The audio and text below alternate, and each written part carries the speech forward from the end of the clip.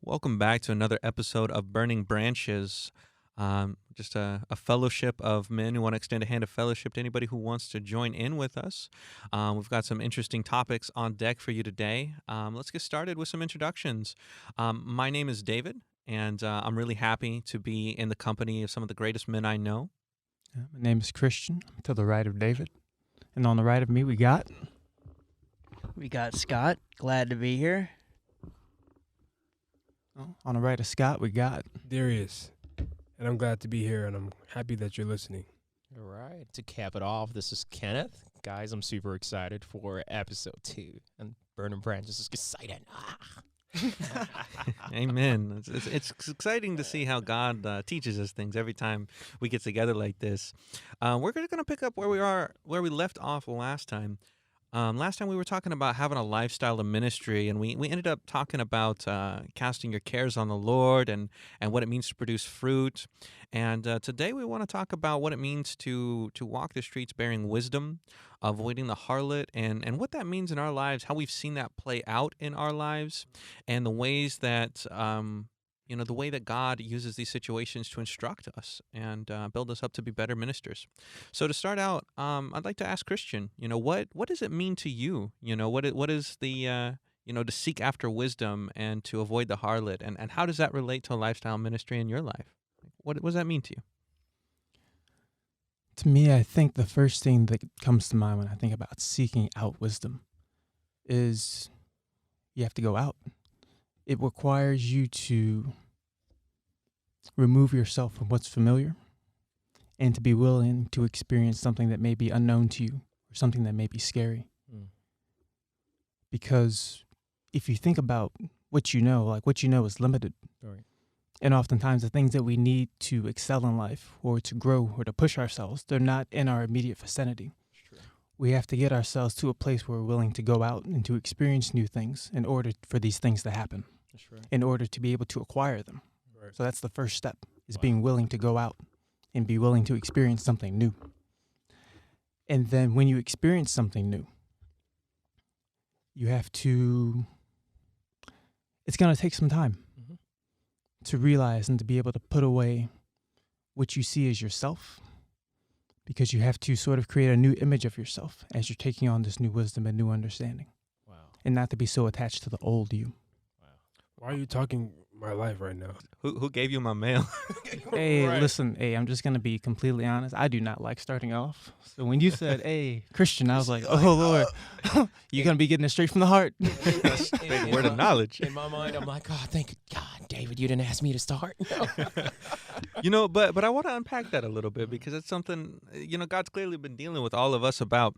And something really struck me, and God has been giving me this visual of me just peeling back layers of my carnal mind in order to reach for that inner man that's there. It's blended in there. And when you said all of that, it was like, it's like, man, it's in the action, it's in the seeking, and we can push aside that selfish ego. We can push aside that part of us that wants to keep us in bad attitudes and the selfish mindset of like, how's this going to serve me? And we got to push for that inner man who says, oh man, I want to serve other people. I want to serve God. I want to do this for the benefit of other people. And I want your input on this, Darius. You just said that that's speaking into your life. So give us a little bit of a personal revelation. Well, when he was talking about just recreating yourself, like creating a new image of yourself, you do have to do that. In the regard I speak from is, when you go through life, you make mistakes, you're learning things, trials, tribulations, life has ups and downs. But through those low points is where you can like refine yourself. Like, Absolutely. you get stronger in the area, Absolutely. I messed up, I'm not good with my time. So since I'm messing up in this area, let me fix it. Let me, get better in this area. That's just one aspect. Wow, that's crazy, because I remember you alluded to this last week when we talked in the first episode about not putting new wine into old skin or old bottles. Yeah. And it's like there's an influx of new wisdom once you move into ministry or Wow. once you move into a relationship with God. There's an influx of wisdom that comes in that cannot be held in your old mentality Wow. or in your old way of thinking. And so the reason why it says like you can't put new wine into old skin is because wine swirls. Like during the process of fermentation, wine swirls, and as wine swirls, there's so much pressure that builds in the vessel that if the vessel is too old, the vessel is going to start cracking. Yeah.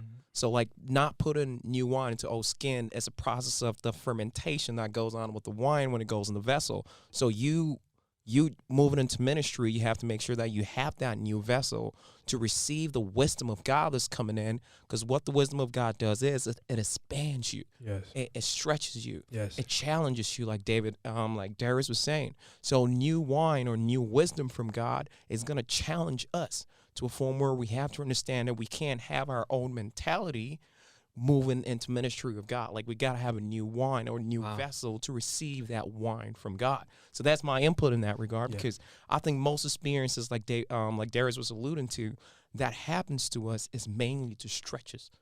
Yes. And so if we don't have the capacity to expand into that new form of wisdom that's coming into us, we're going to break.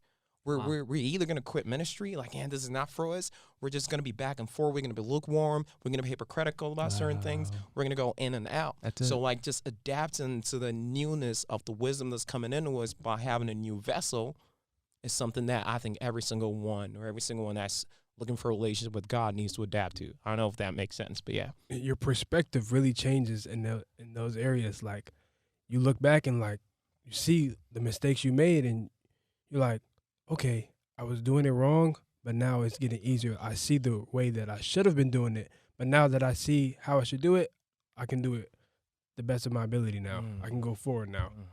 So you refine that area in your life, and you go on to the next thing. You know. Me and Christian were talking about this about 30 minutes ago, an hour ago, and we went on Google and we typed in what is wisdom. And there's a part of what Google said that really struck me. It says, if wisdom is the soundness of an action or decision with regard to the application of experience, knowledge, and good judgment. And so what happens is you can have all these experiences, but not knowing how to apply the wisdom you gain from that experience is something that's very detrimental. So wisdom is not necessarily just knowing things, it's the application of the experiences that you've learned. Like you can go through a bad relationship. You've not really learned if you don't apply the information or the wisdom that you gained from all the experiences you had in that bad experiences. And if you don't know how to apply that wisdom, then wisdom really is not very applicable in your life. Right. So learning how to use the wisdom we gain from these experiences and apply it into new circumstances of our life is very, very, very intrinsic and very important when it comes to the adaptation of wisdom, I think. Yeah, that is wisdom. That's what wisdom is. The opposite of doing what you were just speaking of would be foolish, is to have gone through these things and not do it the correct way now. Like that was the point of you going through it, so you can gain wisdom. That's a way that you can gain. So. Wow, that's a little mind blowing when you consider it's like, man, you could go through an experience and then just not apply that to anything in your life. You just get stuck in this mentality, this attitude of like, oh, that thing happened to me, like, and you just kind of wallow in the effects of it and the consequences of it, and then you just don't change. You don't apply yourself to it. You don't do, and you end up in this foolish mindset, like you said, that foolish mindset of having a bad attitude and not seeking greater things, and then you end up, years later, and you're still reaping the consequences of it. But you could just choose to apply wisdom instead, be like, well, how can I apply that to my life? How can I take that and use it as a piece, a building block, and say, okay, I don't want the consequences of that terrible thing happening again. Or I saw somebody do something that caused something to happen. I don't want to repeat their mistake. So how do I apply wisdom? And I want to circle back around to kind of encapsulate this thought where you're talking about that new wine, Mhm, and or mhm, the mhm. Go needing for the it. new Yeah. bottle for the new Yeah, yeah, wine. yeah. And I think about how, there's wisdom of this world that we pick up from our experiences, but there's also wisdom that's given from God. Wow. This wisdom that Wow. we have no ability to gain for ourselves, Come on but now. God is pouring it out inside of us, right? And if we allow Him to make us into a new vessel, right? We become that new vessel for Him, and Mhm. He's like, okay, I'm going to expand you in ways Wow. using words you didn't even know you'd hear, Come using on. thoughts that Come you would on. never experience in your Come life, on. Come on. Come on. and what's crazy to me is that you still have the ability to be foolish in that moment and Wow. not listen. Wow. Just like you were saying, you could choose that opposite mindset. I'm gonna have a bad attitude about this, man. Wow. Just like I'm gonna take that and I'm gonna ignore it, and then it's just like you're not gonna grow. Right. Wow. Think about Moses. Think about Moses. The word of God came to him Mm. by the branches burning, right? The bush burning, right? God is literally directly speaking to him like, this Mm. is, I'm going to tell you what to do. I'm going to be with you. But Moses like, but God, I'm a statter. Right. Like, I statter. Like, dude, are you serious? Like, I'm directly giving you wisdom. Sometimes we could be foolish in that regard and not think about the fact that, you know what, God actually is with me. He's going to anoint my tongue. Mhm. But if we can get our foolishness out of the way, there's this wisdom God just automatically gives to us that we can't comprehend. It just happens. So Right. yeah, David, that was very profound. Yeah, and I think just to add on to that, it's like when you read that passage, Moses is walking by the bush and he Mhm. notices that it's burning. Right. He could have just kept on going. Facts. Like he could have not had that revelation of like, oh no, Mm. this is God here. This isn't just on. a bush that's burning. Like, That's no, right. this is something special. Yes. Come on. Like this is something more. Yes. And when God got his attention and he perceived the situation correctly, that's when God spoke. Come on now. Yeah. God knows how to get our attention. He does. If that was me walking past and God knew that would not get my attention, I would call 911. Right. I mean, it wasn't no 911 back then, but I'll call 911 like, hey, come get this bush. Come take care of this. Is there a fire hydrant within 5 miles? Right. Water or something. But yeah, God does know how to get our attention. I know, like sometimes, like God gets my attention in the most ridiculous ways. You know, sometimes problems get our attention. Sometimes someone would do something crazy, like something super kind and super generous to you, that just draws your attention to God. I'm like, I know that was God. Like, God has like a really ridiculous ways of getting our attention sometimes. So yes, I think God knows how to get our attention. You know, that's interesting. That just reminds me. It's like I feel like for me, I can be really hard on myself. And so sometimes I could be going throughout my day, doing everything perfect, in my eyes. And like I perceive that I make a mistake and I'll just beat myself up. Wow. But it's like sometimes there are those moments where like it's the burning bush. And Right. God's like, turn your entire self to me. But sometimes it's just like a little tweak. Like, sure, I made a mistake in this area. So God's like, here, correct this small thing. Right. Doesn't have to ruin your entire day. Doesn't have to like, man, now I can't even pray right. Can't Right. fast right. Can't see right. Right. That's crazy. I think it's hard for us to move on sometimes when we make a mistake, because in our mind we want to be these perfect beings. We don't, especially when it comes to the perspective of a man. Like we gain so much. We gain so much pride in our ability to do the things that we are responsible for. So it's like if we lack in one point, we look at ourselves like, oh man, wow, how could that be? At least I know that's how I look at myself. Like I think intuitively or internally, I want to portray myself to others as a person that's kind-hearted, a person that's very understanding, a person that has a little bit of knowledge. So if those thoughts are not fulfilled, I'm beating myself up. Like, man, you could have been a better person. Like, man, disregarding every single action that I took before that. And I think you're right. Sometimes we beat ourselves up for no reason at all. Something that you had just said kind of caught my attention. You said that it can be somebody doing something generous towards you that overwhelms you, and you see God through that person. Exactly. And I think about that, and it's like when you're thinking about like in our walks, when we are going about our day, when we're going to the store or whatever, and we make a conscious effort to portray Christ in a moment where it's like, yeah, I wasn't perfect this morning. Yeah, I didn't fast this week. I didn't, I didn't put all of my prayers on God. But in this moment, I see a need, and I'm going to choose to fill that need. And then it's like, man, then they suddenly catch something. You know what I mean? God's like, I can still work through you anyway. Right. It's like, you don't have to be perfect. Like, Right. you can be a stutterer. That's what, it's interesting. Paul writes in the New Testament. He says, I came not to you with excellency of speech, that it not be out of a surety of knowledge, but through the power of the Holy Spirit. That's right. It's like I imagine this is my favorite thing to think about, one of them lately. And Paul's just up there and he's just kind of stuttering and he's kind of like trying to convey an idea, but he can't quite do it. Yeah. You had those Yes. moments. I had those moments all the time. It's like, Yeah, I I can't do. quite. Every time I talk.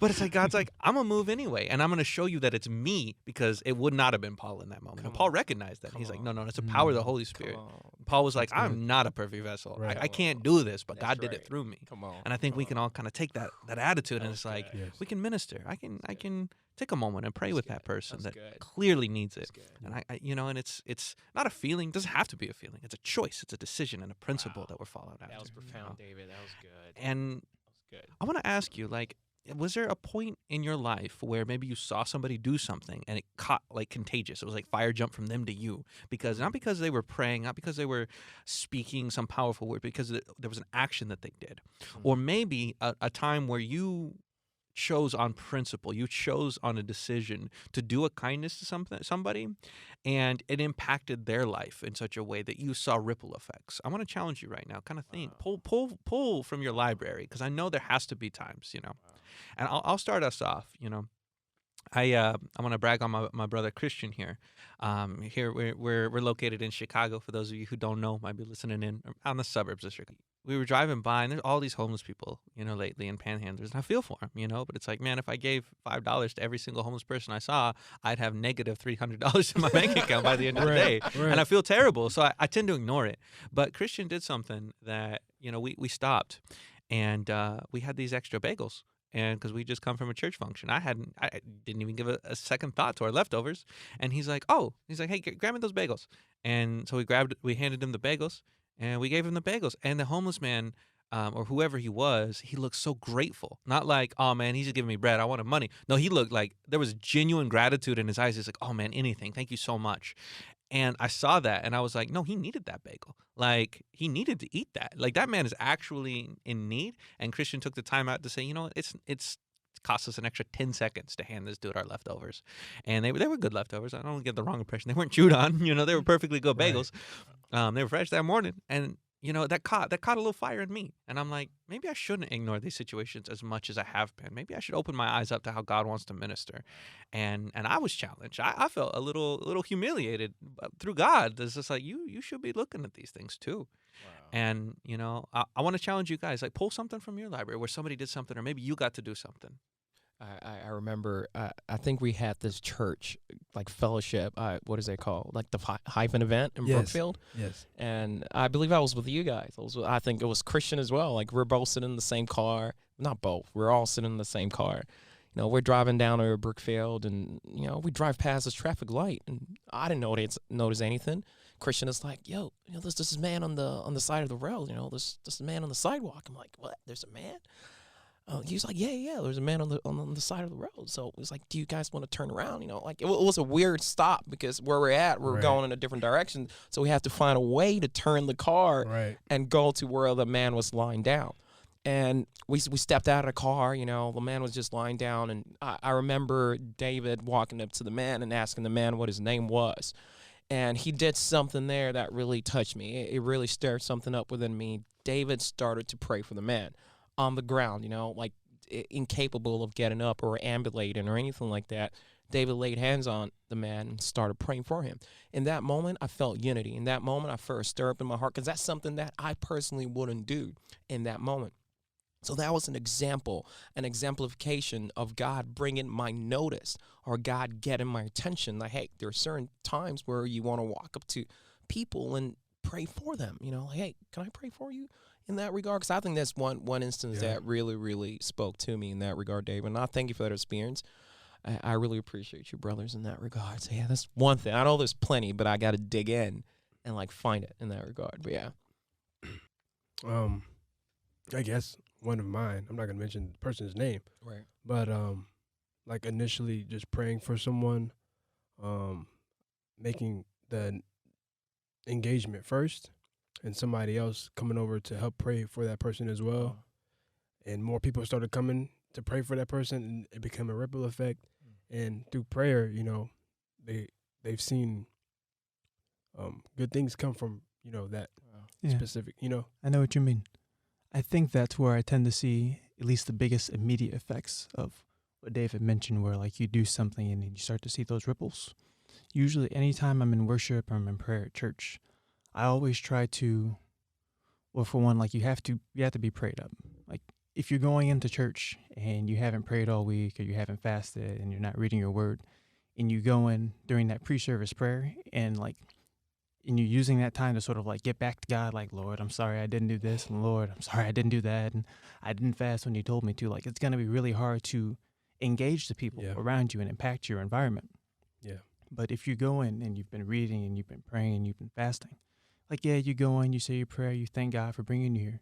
But then it's like, Lord, what do you want me to do? And in those moments, especially like these past couple years, like I've just seen, like I'll just go pray for someone, and like, I don't know what I'm gonna pray when I go up to them. I just Right. like, Lord, lead me. And sometimes like, I might have to wait 10, 15, 20 seconds for the Lord to give me something. Like Yes. Or sometimes he doesn't give me anything. He just says, start praying. the prayer. And then he That's it. gives it to me as I'm praying for them. Okay. All right. And from those prayers, it's just like, in praying prayers that I knew that were not of me and not within me. Right. Well, I didn't know.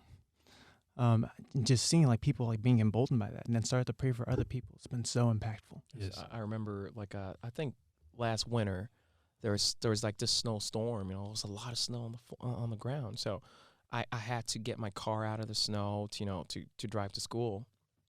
And so there was this lady, she was trying to take her kids to school, but her car was stuck. I walked out of the house and I saw this woman and his kids trying to shovel the snow out, and I had a big shovel, and so I'm personally shoveling my car out, to get my car out, and I turn around and I see this lady with her kids trying to get the car out of the snow, and I'm like, you know what? Maybe I should just go up there and just go help them out. So I grabbed my big shovel and I helped her, and we shoved it out. Her car was stuck a little bit, so I had to help her get the car out. And after I done, she was so grateful for that. And it was cold, like I'm getting all these frostbites, man. It Yeah. was cold, but just taking that moment out to go help her out, I think is something that she really appreciated. And maybe any other day, I would have been like, I'm late for whatever I have to get to.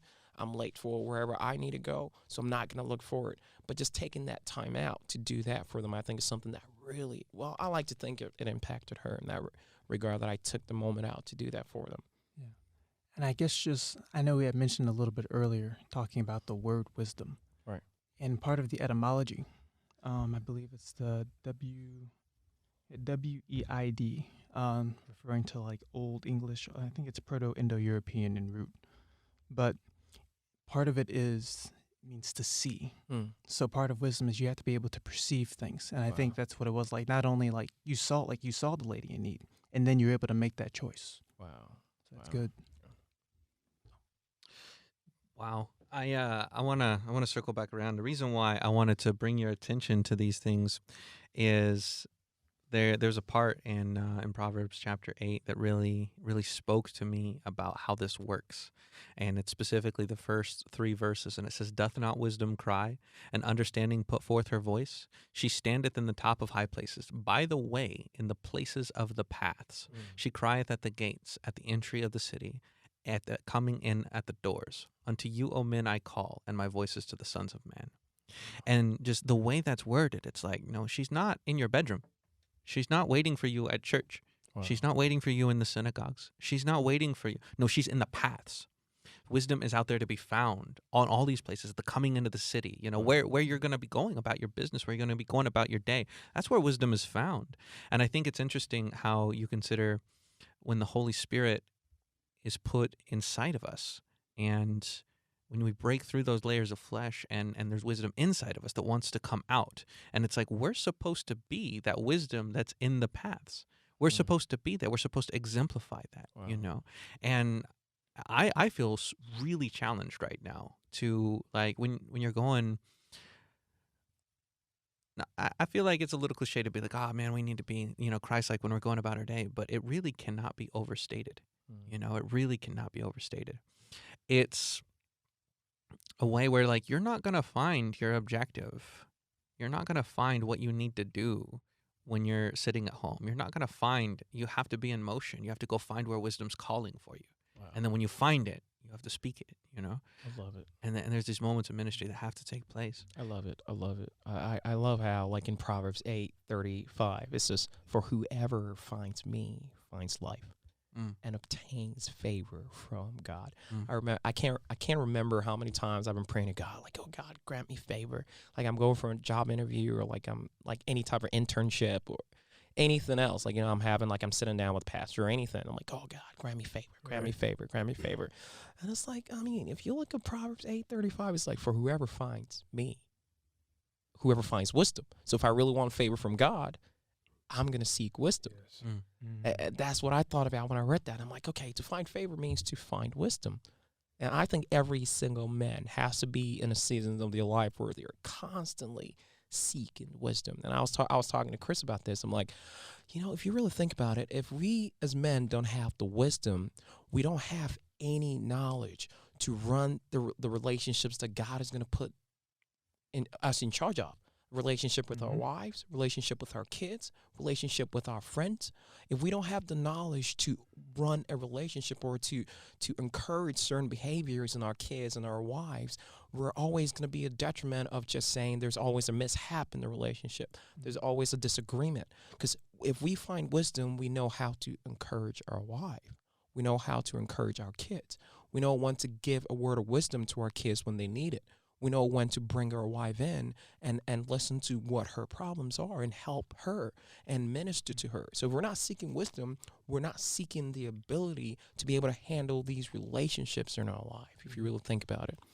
And then on top of that, I remember having this conversation with David, and maybe a few of you guys too, about how sometimes we can be in situations where, I don't know, like where we're engaging with someone who has a bad attitude, and we're in that situation because like they're making us upset or they're making us feel a certain way. But then those moments we're not in the spirit because we're in the situation. But when you're in the spirit, it allows you to remove yourself from the situation and see, what is this person really trying to say, or like what's really happening, and how can I minister to this person? In the same way, where if we're not walking by wisdom and we're just sort of going throughout our day doing what we think we should do, it doesn't allow us to remove ourselves from the situation. Say, Lord, how should I minister to my wife today?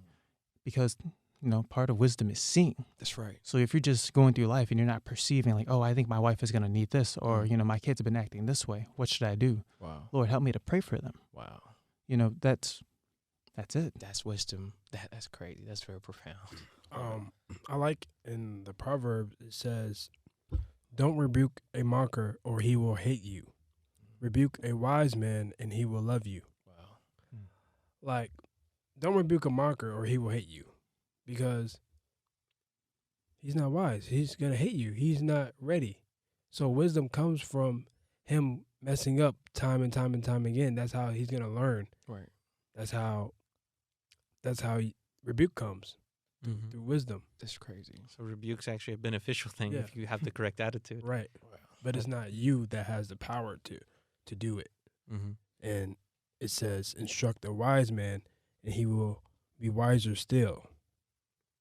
Like, it's literally speaking, wisdom is speaking to us in the whole chapter is wisdom speaking. Like, I'm just thinking about it, like, wow. Yeah.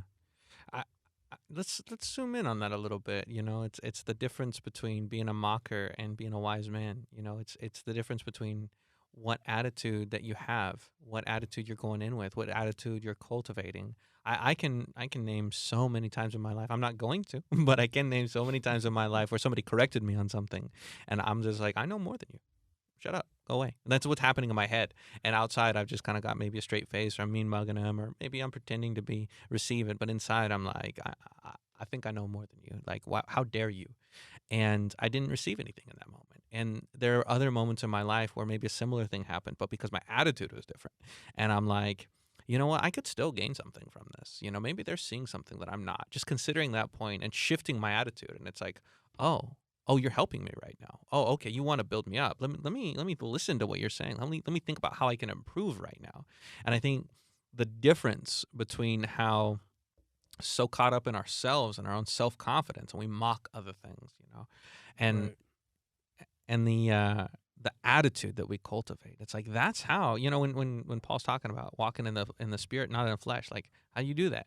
Push yourself aside. Right. Push yourself aside. Crazy. That's it. It's as simple as that. Push yourself out of the way and let the spirit flow through. Right. It's that simple. It's not rocket science. Change your attitude. And I also think sometimes it's just mainly to help the other person. It's like whatever they're talking about, but just giving the other person the freedom and the liberty to be able to express themselves to you, to build their character, to build their courage, to build their ability to talk about certain things in front of another person. It's like, I know what you're talking about, but I'm going to allow you to express yourself to me. I'm going to allow you to at least build yourself up in conversation, because some people don't know how to hold a conversation. Some people don't know how to express their thoughts. So, but even though when they come to you to express something, you're looking at it like, okay, even though I know what you're talking about, I'm going to give them the grace. I'm going to give them the time to at least express themselves, to build themselves up as well. That's how I look at it sometimes. If I know something and someone comes in a conversation, it's like, okay, I'm going to allow them to express themselves, at least to help them. It will help you eventually. But if you think about it that way, if you take the scope off yourself, it always helps. Also, to add to what you were just saying, we go into stuff and we may know what somebody's talking about, but we may not know. We may find out something new. So I think it is good to just allow room for people to express themselves, like you were just saying, because there may be something new. God may use them to speak to us about, I was listening to this commentary about like the walk of God on earth as in Jesus Christ. It's like Jesus Christ was the ultimate answer. Like he knew the future, but every single time he went into every single situation, he pretended he didn't know anything. Like I remember the conversation between the Jesus and the woman at the well. Like Jesus basically knew everything about this woman to a point where he's telling this woman, hey, you were married this amount of time, this and that, and the one that you're with is not even your husband. Like he knows. But he went into that conversation like, you know what? I know what you're going through, but I'm just going to listen to you. Like God has the grace to just sit. Yeah, he will wait. An all-knowing God, an all-powerful God, an intelligent God just wants to sit, even though he knows it all, and still hear you out. I think that's the biggest example for every single one of us. Like He knows everything about us, and he's not going to force you. Right. He will wait for you. Right. Like this dude's walking on water, bro. Like bad man. Like I remember my pastor saying, and no one is as hardcore as Jesus Christ. He walked on water. Like he killed death, or he overcame death. Like it's like this man is defying all the laws of gravity. Like every single principle that the earth can come off, or human intelligence, he's defiling all of them. He rolled the tomb, the what is it, the Stone. Stone. Yeah. They say it was so heavy though. Right. How can one man do that? That's crazy. And so like a God that can do all of this still gives us the grace to hear us out. Still doesn't overstep. Still doesn't act like, I know what you're going through. I don't want to hear this. Like he doesn't give us that. A sovereign God, he still gives us that grace. I think it's so interesting considering that it's the Bible's always talking about being quick to hear and slow to speak. Always. And it's like, why? Well, because God does that. God is so quick to hear, but he's so slow to speak. So slow that we're just like, God, are you going to talk to me right now? Are you going to? And he's like, well, I already told you if you'd have been listening the first time. There's sometimes where it's like, God's like, you're not ready to hear what I have to say yet. And he's very slow to speak, very intentional about his speaking. If you look, at least God's been that way with me. I don't know, maybe you guys hear a lot more than I do, but sometimes I'm just sitting and listening, and I'm like, are you going to talk? And just like, but then he's very intentional. But then when he does speak, it's like, oh, I need that. Let me store that away. But he's always so quick to hear us. And he's listening. Like, you just know. And I think he tells us to be the same way. And I just think about one of the most anointed men of God that I know. He just showed so much of his character one time. He was walking by, and I wanted to say something to him, and I leaned over, and I like, hey, and then he stopped. He was going at full speed forward. He stopped. He turned around, put his full attention on me to hear what I had to say. And then in that moment, I felt so little, like what I had to say is not actually that important. But I told him, and then he thought about it. He responded to it, and then he thanked me for it, and then he left and went back to do what he was doing. I'm like, that man was so quick to hear what I had to say. Like, right. And then I realized what I had to say wasn't that important, but it doesn't matter. What he had to say, what he did showed so much about his character. He was so quick to hear, and he was very slow and deliberate about speaking. That's crazy. I had a question. Was it a bishop? No. Oh, I know what you're talking about. much I know what better. you're talking about. But to put that into perspective, sometimes it blows my mind. It really does. I think I've expressed this to Christian or Scott before. It's like if we think about how massive the universe is, it's astronomical. Like if you think about where the sun is, the amount of miles the Earth is away from the sun, and there's other planets. There's Jupiter, there's Pluto, there's Mercury, there's Saturn. There's all of that. If you think about it, God, He puts it all in place. He orchestrated everything that's just rhythmic. Like if you look at the heartbeat, like as we're breathing, no one is thinking about breathing. It's automatic. You're just automatically breathing. Well, now I'm thinking about it. Like no, it just happens. Like if you think about how rhythmic every single thing is, and there's a God that is in charge of all of this, and still pays attention when I open my mouth and call on Him. God, I need You.